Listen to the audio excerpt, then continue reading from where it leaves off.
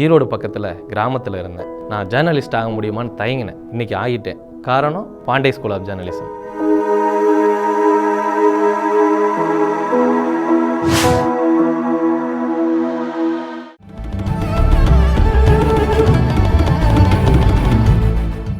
Both Tamil and Sanskrit were simultaneously given by Lord Shiva.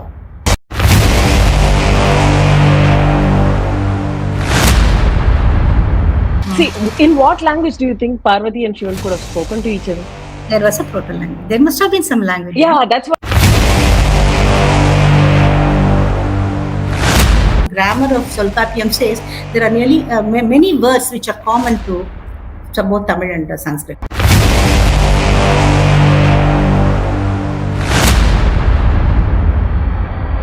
Devendra, Narendra, whatever it is.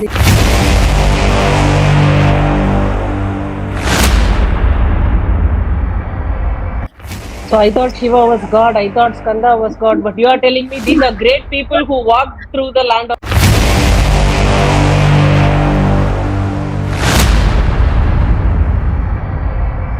So bring in Manu. Manu is a very dangerous person.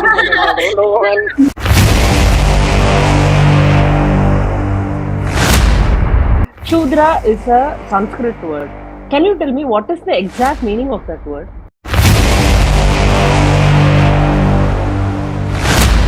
It has deciphered the song. Om, is it Sanskrit or Tamil? Man?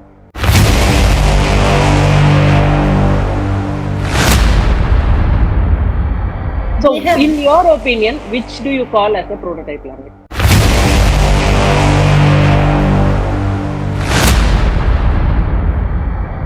It was known as Maduram.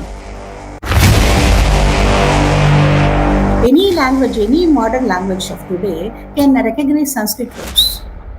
So Sanskrit is best serves as the lingua language or the common language.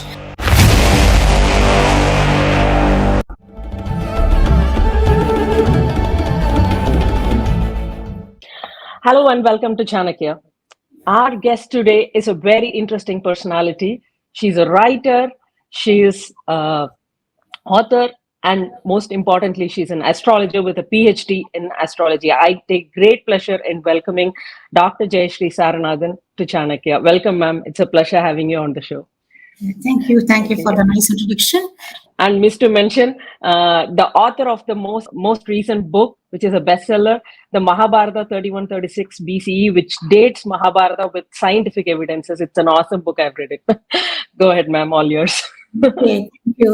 First of all, my namaskaram to you and to all the viewers of Chanakyaa TV. And I'm very glad that you brought out the information about Mahabharata 3136 BCE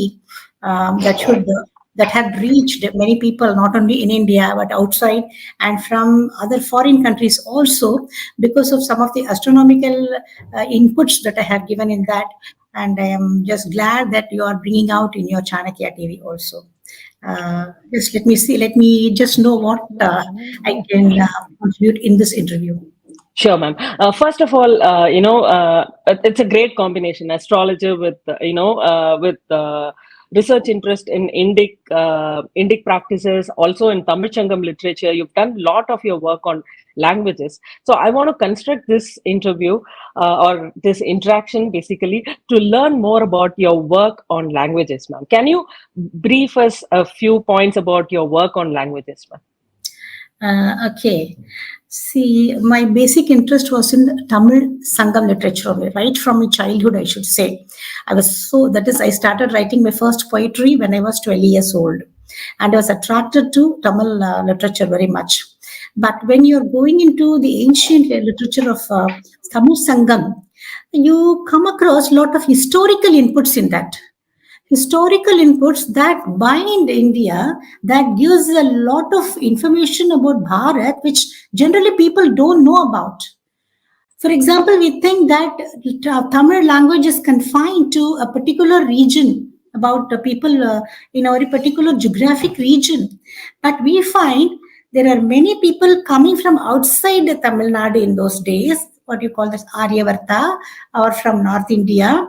People have contributed to Tamil Sangam literature. There are many outsiders. Even you know that Krishna Lord Krishna had attended the second Sangam assembly. This is told by Nakiranar in Irayanar Kalaviyal. And nobody had taken very much a good note of it, because they were thinking maybe he's exaggerating. And he has just mentioned as Tuvarai Koman. Tuvarai means Dwaravati. Dwaravati is Koman. He is actually Krishna did not rule over. He was not the king. He was the knight, we can say, that's all. Because only his grandfather and father only were ruling. He didn't make himself the king of that place, but he was a very influential person. So when they say Tuvarai Koman, it could have been the Dwaravati, Dwarasamudram, and so many places.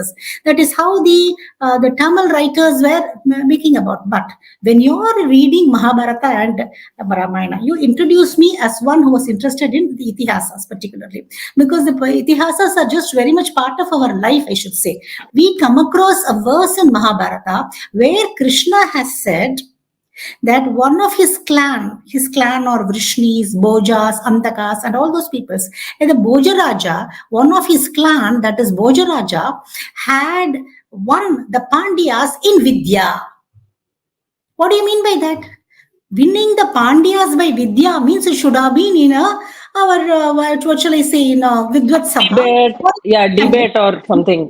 Sangam literature was also there. Sangam assembly had been going on. So in Tamil, we are getting an introduction, or we are getting an information on Tuvarai Koman or Krishna having attended the second Sangam assembly. And parallelly, we have an information told by none other than Krishna himself in Mahabharata.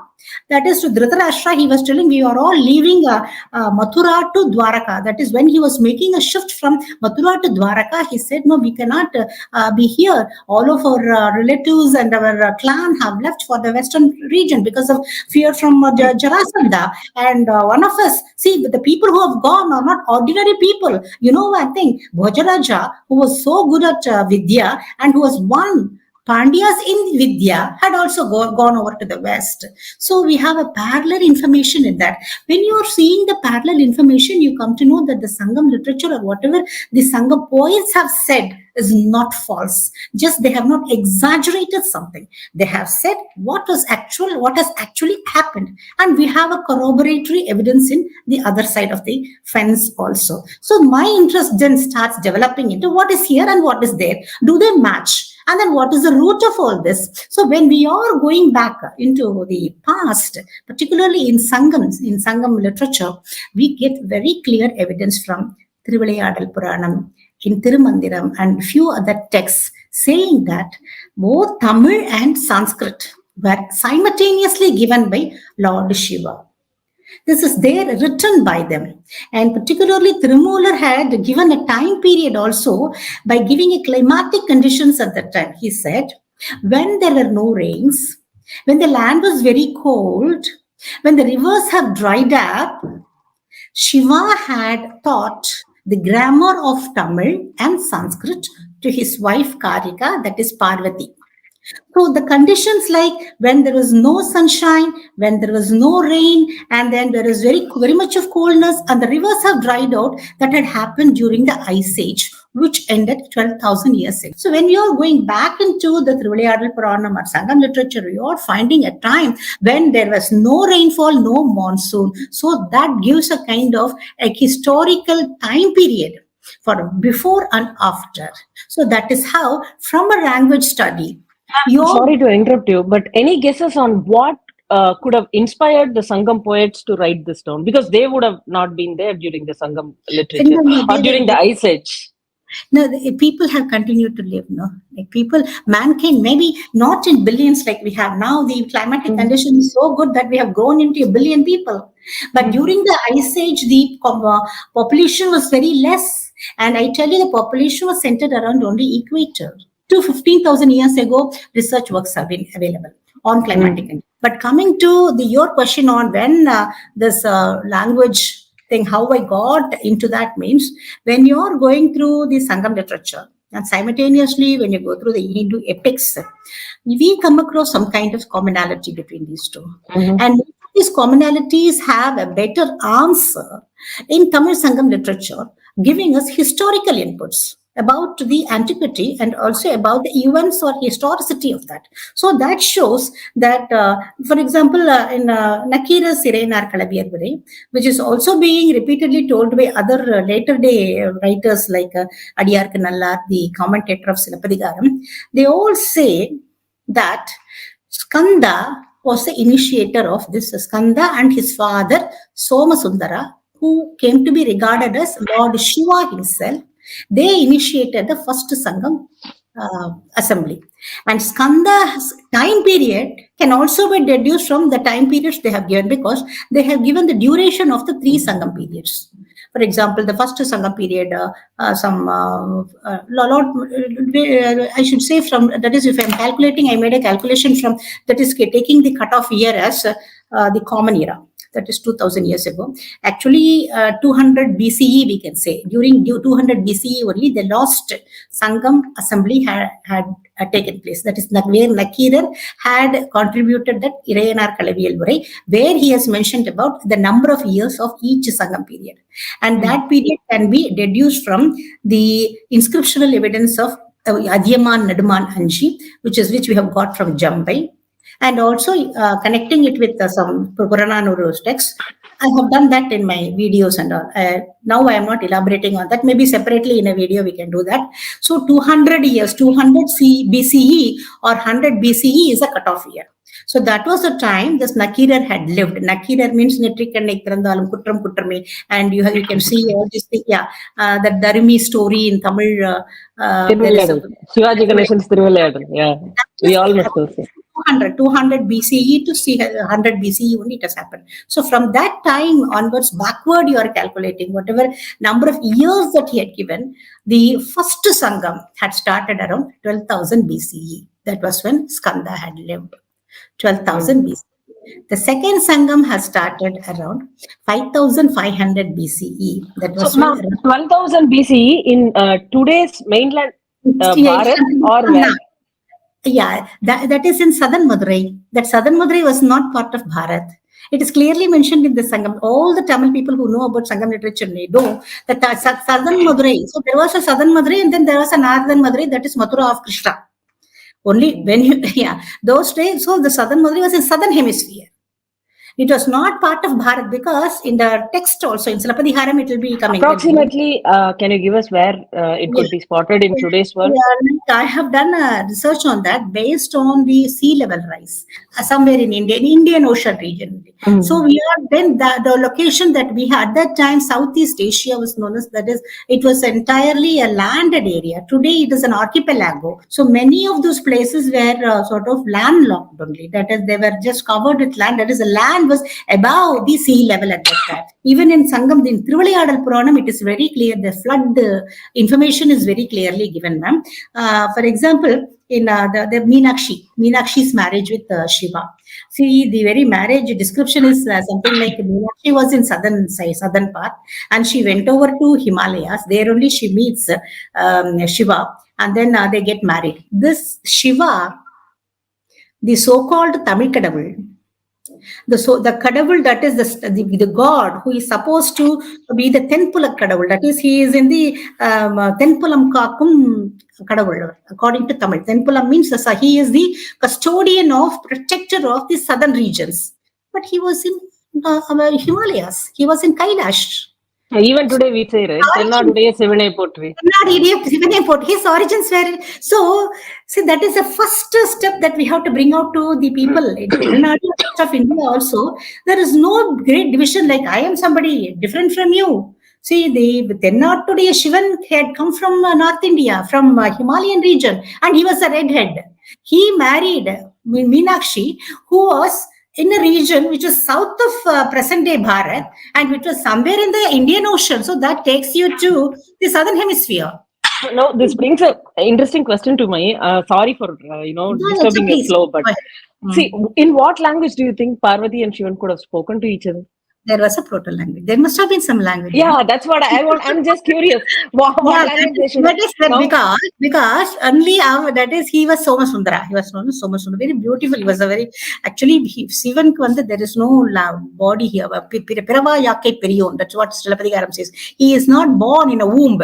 That is the Shiva ideology that comes under Trimurti idea. What we have found out in our life, we find somebody, what a wonderful person.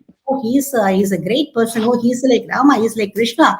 And we could just compare with somebody, something great, then that way only, in that sense only, when Somasundara married Tatataki Prati, that is Meenakshi, and he came down to the southern Madurai and then started ruling along with the Meenakshi Devi.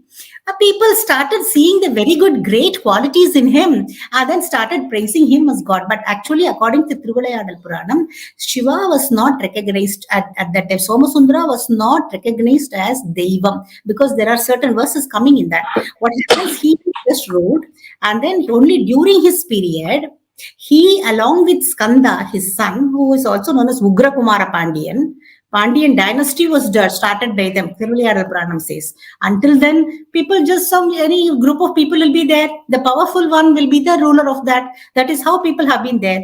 But the first time, some kind of organized the dynasty was created was during the time of Somasundara and Skanda only, and then Pandian lineage, it is given in Thiruvilayadal Puranam. So the Pandian lineage, once they have got into that, they had stratified so many things, and there only you are coming across the concept of Dakshinamurti, that is sitting under the Vatabhadra, that is Alamara banyan tree. Vadabhadra, that is the banyan tree. Shiva started giving a lot of things. Do you know? One of them was the classifying or organizing the language. So people had been talking, some way of communication must have been there. And whatever they were talking, they just stratified, they just made into two. That is, one was the spoken language of ordinary people, made it, that was Tamil, and another was Sanskrit. Both were made. Sanskrit itself means, that is, it was made. It was made means from there, some pre-existing thing should have existed. Only from that they can make. From where they can make, from nowhere they can make. Already where did they make Tamil from? Yes, that also was made from the same proto-language. Same proto-language. That is why it should have evolved, right? So we start with that is the proto-language. Evolving means, we can say, suppose we have we suppose people from different languages in the present day condition, we from different language backgrounds, we are forced to live in a cave or in a building, no other go, we cannot move, we have to stay here. Then how we will communicate? I will be talking in my language which they may not know, they'll be talking something which may not know, then we'll have our sign languages, and then we will somehow, when we are giving the sign languages, we will just somehow come to a set of common words which they will understand. Okay, if we say that, we understand. No, whichever way could be our. That's how in those days. Now also that is what you call by evolving. Suppose that kind of evolution is there, and I have a very big dada, and then he says, I can do better things for you. I know everything. I know so much. I'm so well versed in all these things. Let me just tell you. Okay, you are saying this. Okay, this is your language. Why not you have like this? Why not you have like this? So in this way only they have made. So from a pre-existing language, because the way it is worded, it's not that I am creating this idea or I am deriving this idea. This is what has been told in the Tamil text, like particularly Thirumalar and then Thiruvilayadal Puranam, where it is being told that Banyan, and sitting under here, Thiruvilayadal Puranam says, sitting under the banyan tree, Shiva had given a grammar to Tamil, to Agastya, and then Sanskrit grammar to Panini. Here only, whereas Thirumalar just says, during the period of Ice Age, Shiva taught it to Parvati, his wife. Parvati. Oh yeah, okay. Wife. And another objection from the other people, is that, see, Agastya lived in some other period and Panini was more recent. Whereas Sanskrit had been there for more time, even before Panini. So it's not right to say that he had given simultaneously to Agastya and Panini. See, this is only symbolism. Today, if I am saying, yeah, he gave to some X and Y and then X and Y, ABC, we don't know their names. Actually, who was there and to whom they had given, those names had not survived. It's very difficult, Actually, in spite of this long duration, it had survived so much. And there are many things would have been lost. So in that way, we can say that original people who had got it would their names would have been lost. Their names would not have been remembered by now. But later on, when people are writing it, and then they want to introduce people with their known names. Agastya is known for Tamil literature and then Tamil grammar. Panini is known for Sanskrit. So that's how we have to interpret. We cannot take anything on the face value because there are. Can I put it like this, ma'am? Based on Thiruvilayadal Puranam, what we can observe or what we can deduce is that Tamil and Sanskrit have been sibling languages, and Yes, both have erupted at the same point of time, and they have been Indic languages, which is got its birth in Bharat.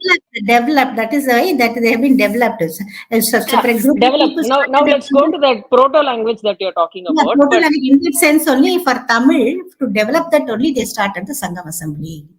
See, suppose I am introducing something new, how will people follow?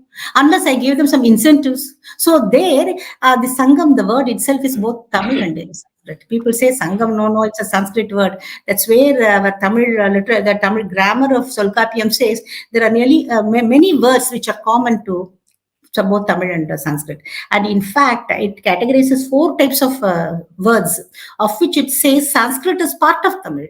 It never says Sanskrit is a loan word. Never says that Sanskrit have been borrowed from North India. It doesn't say that. Sanskrit is part of Tamil only. But how it is being written? For example, Sangam is written as Sangam only in Sanskrit and Sangam as Sangam only in Tamil also. Like Kamalam, Kunkumam, all the Meru, Meenam. Meenam is a Sanskrit word as much as it is a Tamil word. But what happens in the Harappan that language, Harappan Lipi, they are deciphering. They say Meena is Tamil word, so it is a Dravidian word. So Dravidians were there. That's how we did. But Meenam is as much a Sanskrit word. It is written by the commentator Nachinarkiniyar for his commentary on the Tolkappiyam. So when the words have the same letters, pronounced in the same way, that is Tatsamam we say. That is there in Tamil also. And there is another variation also, Tolkappiyam says. There are certain words which is having the specialized spelling of Sanskrit. For example, you take Jayasree. Jayasree is a Sanskrit name. Jaya, Sanskrit. Sri is a Sanskrit name. But I'm a Tamil. But Tolkappiyam says, in writing your poetry, that Jayasree can be rectified as Saya Siri. Saya Jay. Jay becomes Say. That is, Ja is the Sanskrit word. You just make it, Tamilize it. Use Sir instead of that. Sri. So similar to how they are calling Rajaraja Chodan as Rasarasan. That is where I'm coming. But Tolkappiyam says use it in poetry, not in regular use.